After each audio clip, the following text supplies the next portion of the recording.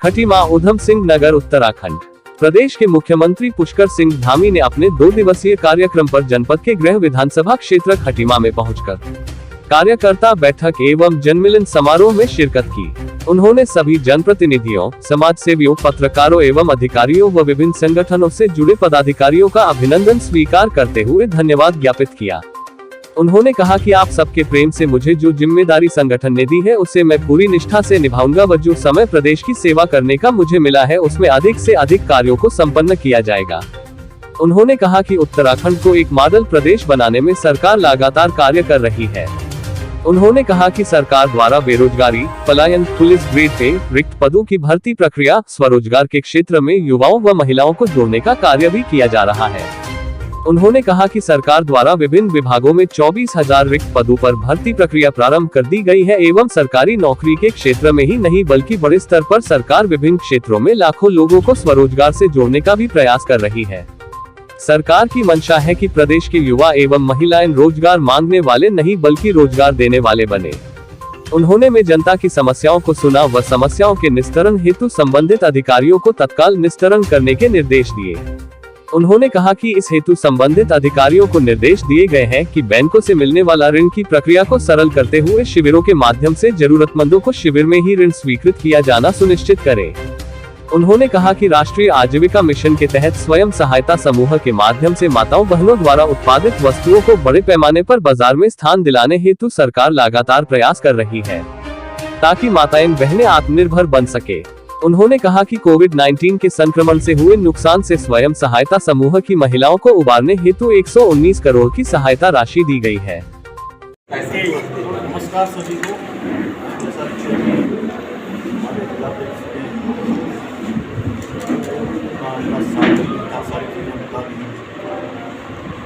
आज आप सब लोगों से और अपने क्षेत्र के विशेषकर से सभी लोगों से भेंट करने का उद्देश्य और उसी निमित्त आपसे भेंट होती है। समय समय पर विभिन्न माध्यमों से आप लोग मिलते रहते हैं। अगर यहाँ पर कोई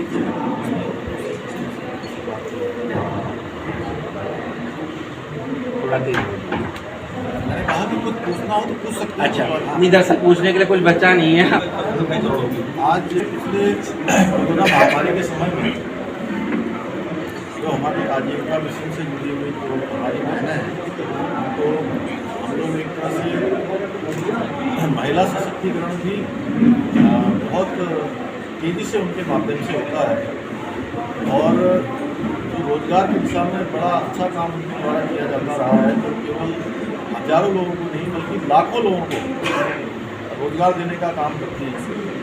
इस महामारी के दौरान कहीं न कहीं उनका भी ये रोजगार प्रभावित हुआ है। स्वरोजगार के माध्यम से जो लाखों लोगों को रोजगार देने का काम करती थी, इस समय महामारी के समय में उनके उत्पाद कहीं कहीं कम बने हैं, कहीं कहीं पर बनने के बाद भी उसमें उतनी बिक्री नहीं हो पाई जितनी होनी चाहिए।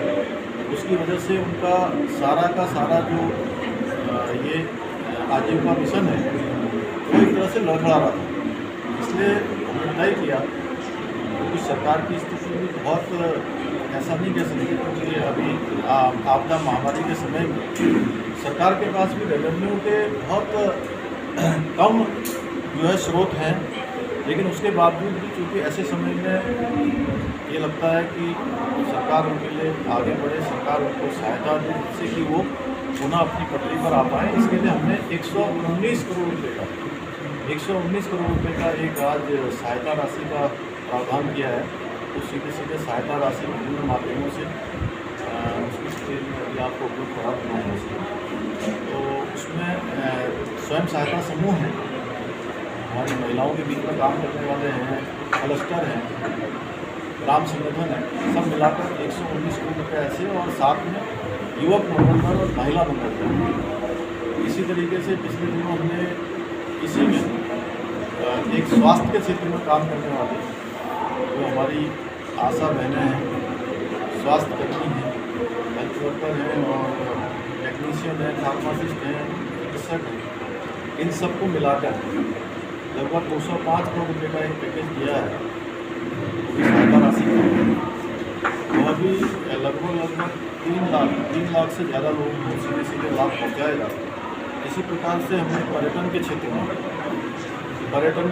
में और परिवहन के क्षेत्र में जो हमारे छोटे टैक्सी वाले हैं, सांस्कृतिक दल हैं, करने वाले हैं, विभिन्न क्षेत्रों में छोटे होटल ढाबा जो पर्यटन और परिवहन के क्षेत्र में जुड़े हुए हैं, उनको भी लगभग 200 करोड़ रुपये का एक पैकेज दिया है। अलग अभी 3 पैकेज हुए हैं अलग, और रक्षाबंधन पर्वों पर हमने आंगनबाड़ी जो कार्यकर्ती हैं वो और हमारी आशा बहनें उन सबको 1,000 रुपये सहायता राशि के रूप में देने का आज हमने उसका भी एक प्रावधान किया है। और इस क्षेत्र में रहने वाले लंबे समय से जो हमारे बंगाली समुदाय के लोग थे, उन बंगाली समुदाय के लोग लंबे समय से इस बात की मांग कर रहे थे कि उनके प्रमाण पत्रों पर पीछे से पूर्वी पाकिस्तान लिखा जाता था। और ये बड़ा ही सभी हमारे जनप्रतिनिधियों ने, क्षेत्र की जनता ने, बंगाली समुदाय के विभिन्न प्रतिनिधिमंडलों ने मुझे बताया, तो हमने वो सरकार ने निर्णय लिया है कि अब उनके सर्टिफिकेट पर पूर्वी पाकिस्तान शब्द नहीं लिखा जाएगा। और एक फैसला और हमने किया है कि इस महामारी के दौरान पिछले समय काफ़ी सारी परीक्षाएं जो प्रतियोगी परीक्षाएं हैं वो हो नहीं पाई, तो उन प्रतियोगी परीक्षाओं में लोग शामिल नहीं हो पाए, कुछ कंडक्ट भी नहीं हो पाई। तो उसके लिए हमने 1 साल आयु सीमा में बढ़ोतरी कर दी है, यानी कि अब किसी का भी जो जिन परीक्षाओं में भाग लेने वाले हैं उनका 1 साल खराब नहीं होगा। इसी प्रकार से जो हमारे नौजवान युवा अपने एग्जामों की तैयारी करते हैं, प्रतियोगी परीक्षाओं की, एनडीए और सीडीएस और बीसीएस, आईएएस, लोक सेवा आयोग की परिधि में आने वाली जितनी परीक्षाएं हैं, इनका प्री एग्जाम जो निकाल लेंगे उनके लिए आगे तैयारी करने के लिए प्री एग्जाम के बाद हमने 50,000 सहायता राशि सरकार की तरफ से देने का एक प्रावधान किया है। द्वितीय विश्व युद्ध की जो हमारी माएँ हैं उनको पहले 8,000 रुपया उनको सहायता। जो डॉक्टर हमारे MBBS करने के बाद इंटर्न करते थे उनको 7,500 रुपया इंटर्नशिप मिलता था, काफ़ी कम था, उसको भी हमने 17,000 रुपया कर दिया। इस प्रकार से बहुत सारे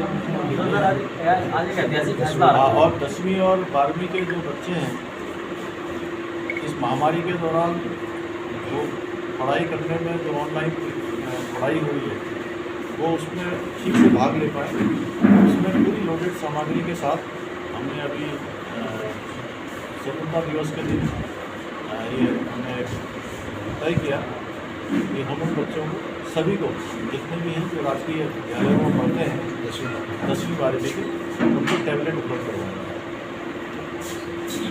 सर, इसमें पूर्वी पाकिस्तान वाले मामले में कांग्रेस द्वारा मतलब एक भ्रम बनाया जा रहा है कि पूर्वी पाकिस्तानी शब्द हटा के पूर्वी बांग्लादेश शब्द जो है जुड़ा गया है। इसमें कल स्थानीय विधायक सौरभ करुणा उन्हें भी स्पष्टीकरण देना पड़ा, हालांकि इसमें भी जीवो दिया गया, तो इसमें थोड़ा भ्रम। मैं कह रहा हूँ जीव आ जाएगा सर। एक ड्राईपोर्ट और उसका मामला था यहाँ CSD कैंटीन का, CSD कैंटीन के मामले में कुछ कहना चाहेंगे?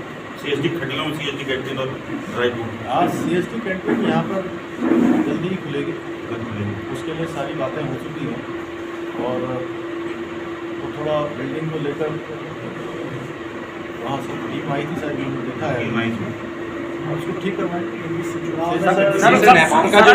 ऐतिहासिक फैसला आया एनडीए में, क्या कहते हैं, महिलाएं भी भाग ले सकेंगी, सुप्रीम कोर्ट ने ऐतिहासिक फैसला किया। मोदी जी ने पहले इस बात को घोषणा की थी, तो उत्तराखंड की महिला कई प्रतिभाशाली थी, उसको लेकर क्या कुछ कहना चाहते हैं? देखिए, देश के प्रधानमंत्री के रूप में जब से आदरणीय मोदी जी ने काम करना शुरू किया है, देश के अंदर सारे ही फैसले ऐतिहासिक हुए, चाहे आज का फैसला हो, चाहे देश के अंदर से धारा 370 को समाप्त करने का फैसला हो, चाहे अयोध्या का भव्य राम मंदिर बनने का हो, चाहे जो हमारी मुस्लिम महिलाएं हैं उनके लिए 3 तलाक का फैसला हो, चाहे CIA का कानून लेकर आया हो, चाहे आज सड़कों का क्षेत्र देखिए, पूरे देश के अटक से लेकर पटक तक जोड़ने का और कश्मीर से लेकर कन्याकुमारी तक जोड़ने का हो, उत्तराखंड के अंदर ज़्यादा दूर मत जाइए, हमारे खटीमा से लेकर रुद्रपुर और रुद्रपुर से रामपुर और रामपुर से दिल्ली तक का हो, या इधर से हरिद्वार जाने वाला मार्ग हो, काठगोदाम से रामपुर जाने वाला मार्ग हो, आने वाले समय में और भी हमारे यहाँ से दिल्ली जाने वाली और देहरादून जाने वाली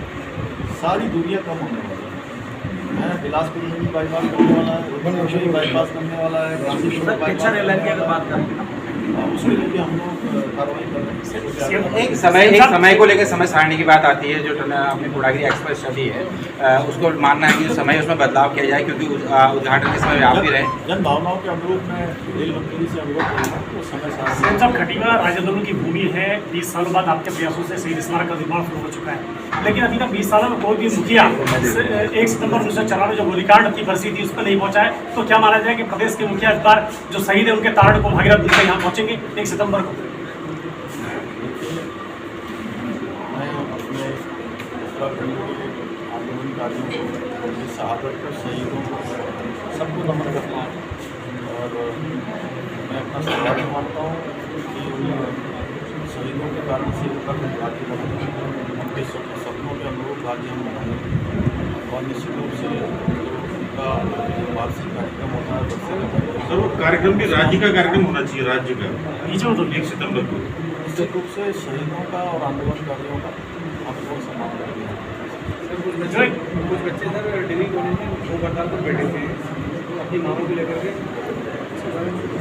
हड़ताल पर बैठने की क्या जरूरत है जब हम सब काम खुद ही कर रहे हैं। सर नए चेहरों जैसे बात करें सर, प्रदेश भर में आंगनबाड़ी आशा कार्यकर्ती चुनाव में नए चेहरे, हाँ सर, हैं? इस बार नए चेहरों पे बहुत उम्मीद भाजपा की तरफ से कहा जा रहा है कि सर्वे भी शुरू हो चुका है, नए चेहरों को टिकट मिल चुका है। देखिए, भारतीय जनता पार्टी में देश काल परिस्थिति के हिसाब से हमारी पार्टी बहुत लोकतांत्रिक प्रक्रिया पर चलने वाली पार्टी है और जिसको भी, जिस कार्यकर्ता को भी जो काम दिया जाता है उसका सबसे बड़ा उदाहरण मैं आपके सामने वो अपना काम करता है। देखिए, मुझे आज से लगभग 1.5 महीने पहले काम दिया गया और मैं काम कर रहा हूँ। जिसको भी चुनाव में उतारा जाएगा वो चुनाव में खड़ा होगा और उसके पीछे सारी पार्टी लगेगी। आशा कार्यकर्ती पूरे प्रदेश भर में हुआ है। हालांकि 1000 रुपये की आपने रक्षाबंधन में उनके लिए घोषणा करी, लेकिन वो उसको नाकाफी बताया कि वो चाहती कि मानदेय को लेकर बात हो, तो चुनाव भी नजदीक है, इसको लेकर क्या? देखिए, हमारी आशा बहनें हैं या आंगनबाड़ी की कार्यकर्ती हैं या ऐसे और बहुत सारी हमारी स्वास्थ्य के क्षेत्र में, शिक्षा के क्षेत्र में, विभिन्न क्षेत्रों में जो काम करने वाले हमारे इस प्रकार का वो है, हम सभी के लिए कुछ करने वाले हैं और हम सबके लिए रास्ता निकालेंगे। सभी को थोड़ा बहुत रेडी रखना पड़ेगा, उसके लिए हम लोग काम करेंगे। 2022 के लेकर अरविंद केजरीवाल दिल्ली के सीएम देहरादून आए थे, उन्होंने अटल भुटिया का नाम सीएम के पद पर घोषित किया है। साथ ही कांग्रेस के वरिष्ठ नेता हरीश रावत भी सीएम चेहरे की बात करते हैं। भाजपा का क्या सोच रहे हैं? उन सभी को शुभकामनाएं दी।